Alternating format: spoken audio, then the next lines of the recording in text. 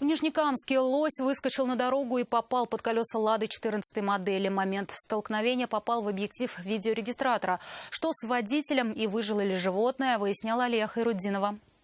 Момент столкновения автомобиля с животным зафиксировал видеорегистратор. От сильного удара лось пробил лобовое стекло, помял капот «Лады» и упал на обочине. Водитель чудом не пострадал. Честно, жалко животное, вообще жалко. Он резко выскочил, очень резко. Будьте осторожны на дорогах, будьте всегда внимательны. Очень резко выскочил. Столкновение произошло на дороге Нижнекамск-Ильинка. Здесь всегда большой поток машин. От удара лось, по всей видимости, получил серьезные травмы ног. Катались на велике, увидели, как сбили лося. Очень жалко, конечно. Вызвали сразу сотрудников ГИБДД.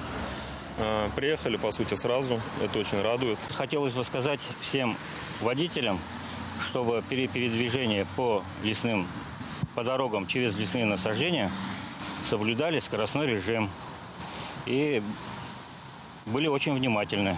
На место происшествия прибыли егери и ветеринарная служба, но помочь Сахатому не смогли. Лось скончался по дороге в ветклинику. За столкновение с крупными животными предусмотрена административная ответственность 80 тысяч рублей. Но в этом случае водитель надеется избежать штрафа. На этом участке дороги нет знака «Дикие животные».